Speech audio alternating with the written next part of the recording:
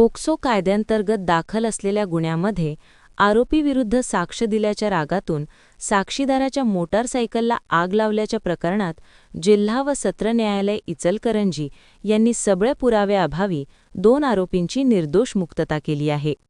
याबाबत मिळालेल्या माहितीनुसार दिनांक 19 सप्टेंबर 2025 रोजी रात्री 11 वाजण्याच्या सुमारास ही घटना घडल्याचा आरोप होता.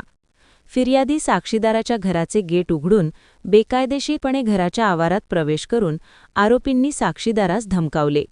त्यानंतर साक्षीदाराच्या मोटारसायकलमधील पेट्रोल काढून त्याच पेट्रोलच्या साहाय्याने व माचीस लावून मोटारसायकल पेटवून दिल्याची तक्रार नोंदविण्यात आली होती. या प्रकरणी शहापूर पोलीस ठाणे येथे गुन्हा नोंदवून सराईत आरोपी गंगा प्रवीण पाटील राहणार तालुका हातकणंगले जिल्हा कोल्हापूर आणि कय्यूम नौशाद तांबोळी राहणार इचलकरंजी यांना अटक करण्यात आली होती. तपास पूर्ण झाल्यानंतर शहापूर पोलीस ठाण्याच्या वतीने जिल्हा व सत्र न्यायालय इचलकरंजी येथे आरोपींविरुद्ध दोषारोप पत्र दाखल करण्यात आले. सदर प्रकरणाची सुनावणी माननीय जिल्हा न्यायालय इचलकरंजी यांच्यासमोर झाली. सुनावणी दरम्यान एकूण 3 साक्षीदारांची तपासणी करण्यात आली. मात्र साक्षीदारांनी सरकार पक्षास सहकार्य करण्याजोगे ठोस जबाब दिले नाहीत. तसेच त्यांच्या जबाबांमध्ये परस्पर विसंगती आढळून आली.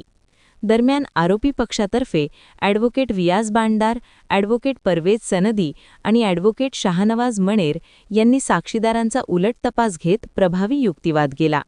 दोन्ही बाजूंचा युक्तिवाद ऐकून न्यायालयाने प्रकरणातील पुरावे अपुरे असल्याचे नमूद करत गंगा प्रवीण पाटील आणि कय्यूम नौशाद तांबोळी या दोन्ही आरोपींची निर्दोष मुक्तता केली.